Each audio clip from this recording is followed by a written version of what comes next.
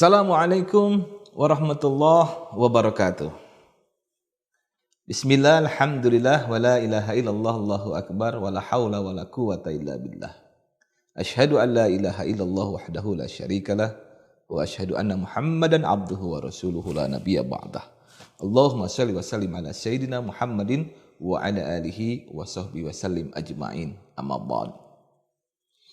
Pemirsa yang dirahmati Allah Subhanahu wa taala. Ketika kita ditanya oleh seseorang, siapa engkau?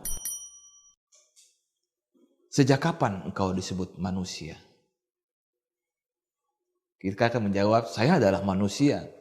Saya disebut manusia sejak lahir. Dan itu rata-rata yang akan dijawab oleh seluruh umat muslim di seluruh dunia.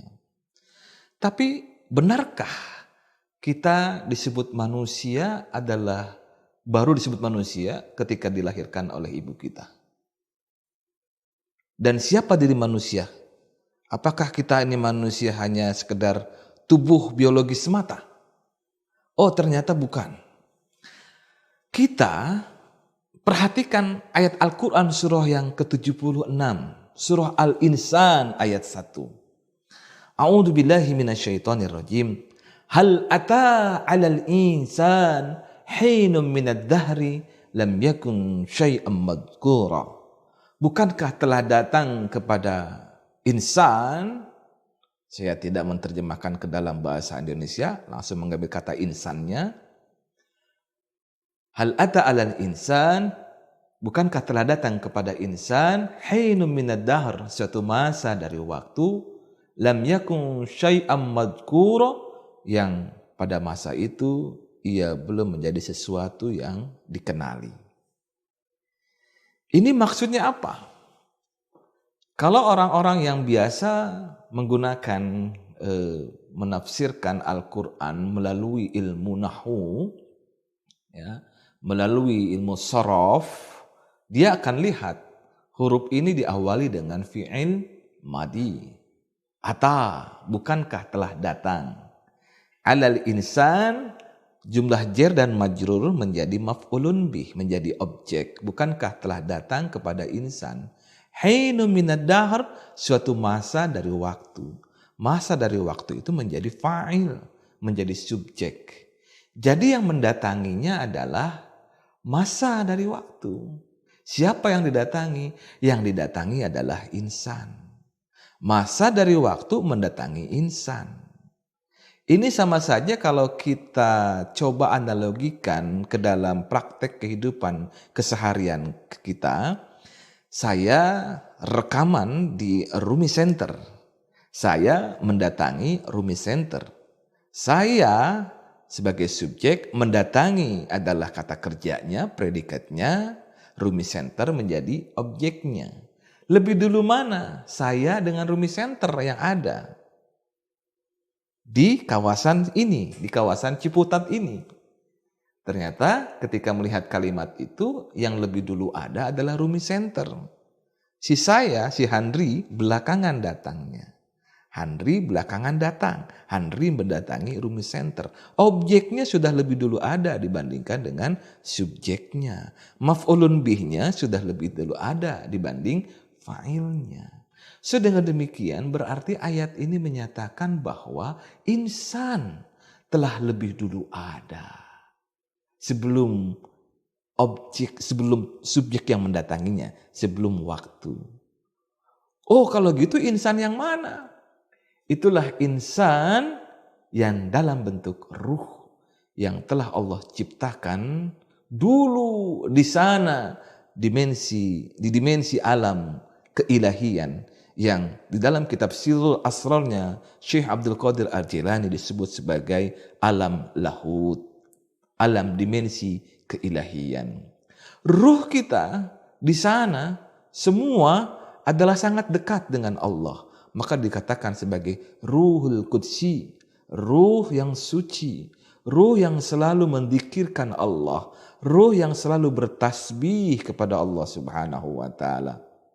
Dan nanti ruh itu akan mendapatkan misi dari Allah berupa sebagaimana Allah Subhanahu wa taala tetapkan di dalam Al-Qur'an surah Al-Baqarah ayat 30, A'udzubillahi minasyaitonirrajim. Inni ja'ilun fil ardi khalifah. Sesungguhnya aku penjadi di muka bumi itu adalah khalifah. Jadi manusia ini akan dijadikan khalifah oleh Allah Subhanahu wa taala. Insan yang telah Allah ciptakan dulu di sana di alam dimensi keilahian akan dijadikan khalifah oleh Allah Subhanahu wa taala di muka bumi. Kita perhatikan bahwa ayat tadi menjelaskan bahwa masa yang mendatangi insan, masa yang mendatangi ruh. Berarti kalau kita perhatikan masa itu pernah tidak ada. Pernah tidak ada dia. Bahkan dia baru diadakan setelah adanya insan. Insan yang dalam bentuk ruh. Maka insan ini sebenarnya makhluk Allah yang lebih dulu ada dibandingkan waktu. Subhanallah. Jadi kalau begitu ketika kita ditanya, umur berapa kamu? Di dunia ini ketika ditanya umur berapa kamu? Kita akan menjawab, saya umurnya 20 Ustaz. Saya umurnya 40. Saya umurnya 50. Saya umurnya 60. Itu umur basyariah kita. Umur jasmani kita yang ada di bumi. Sementara umur ruh kita, umur kita yang ruhania, itu bukan 40 tahun, 50 tahun, 60 tahun. Tapi bisa jadi ratusan tahun, ribuan tahun, bahkan jutaan tahun yang lalu. Bahkan mungkin miliaran tahun yang lalu. Itulah ruh. Sudah sangat tua sekali ruh kita. Cuma nanti karena Allah Subhanahu wa taala akan turunkan dia ke muka bumi, maka sebelum diturunkan ke muka bumi dipersiapkan dulu wadahnya, dipersiapkan dulu cangkangnya yang akan mewadahi ruh. Nah, ruh ini kemudian nanti ditiupkan oleh Allah Subhanahu wa taala ke dalam janin, ke dalam basyariah kita yang masih kecil sekali di dalam rahim kita. Kecuali ayahanda kita, Nabi Allah Adam alaihi salam, dan ibunda kita, Siti Hawa. Nah, mereka berdua tidak melalui proses evolusi. Mereka berdua dijadikan oleh Allah Subhanahu wa taala basyariahnya dengan proses kun fayakun. Ada maka ada, jadi maka jadi. Itu. Maka kita yang basyariahnya dalam proses evolusi itu melalui pembuahan dari ayah dan ibu kita. Nah, nanti ruhnya ditiupkan oleh Allah Subhanahu wa taala ke dalam janin ibu kita. Tapi sebelum ditiupkan ke dalam janin ibu kita, Allah pernah bertanya kepada kita semua, alastu birabbikum, bukankah aku adalah Tuhanmu? Kita semua menjawab dengan kesaksian, bala syahidna. Sumuhun kata orang Sunda, ya, bala, ya, syahidna, kami menyaksikan. Artinya dulu di zaman azali sana kita sudah menyaksikan bahwa Allah adalah Tuhan kita. Bahwa Allah Subhanahu wa taala adalah Rabb kita. Nah, jemaah yang dirahmati Allah Subhanahu wa taala, pertanyaannya adalah lebih hakiki yang mana? Yang basyariah yang Allah ciptakan dari tanah atau yang ruh? Ternyata kalau kita coba pertanyakan ke dalam diri kita, ada seorang laki-laki berteman dengan laki-laki yang lain, saking eratnya persahabatan mereka mau menjodohkan anak-anaknya. Si A bilang sama si B kebetulan punya anak perawan, sedangkan si A punya jejaka. Ini seloroh saja ya, jangan serius-serius banget. Si A ini berkata kepada si B, bro, ente mau nggak ane jodohin sama anak aneh? Anak aneh udah lumayan mapan hidupnya. Dia udah punya mobil, dia udah punya rumah. Pokoknya kalau anak ente bersama anak aneh, insya Allah bahagia hidupnya. Boleh. Tapi ada satu syarat bro. Dia udah kagak ada ruhnya. Nah gimana coba? Mau kita terima begitu? Tentu enggak. Kenapa? Karena mana mungkin berkeluarga dengan manusia yang tidak ada ruhnya. Kalau berkeluarga dengan manusia yang tidak ada ruhnya sama saja berkeluarga dengan mayit, berkeluarga dengan bangkai gitu. Jadi sebenarnya tawaran itu tawaran bercandaan saja gitu. Artinya mengapa? Sebab posisi ruh ini sangat penting ya.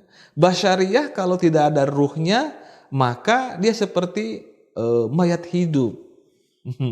Bahkan menjadi bangkai gitu. Sebaliknya, kalau manusia tidak ada ruhnya bagaimana?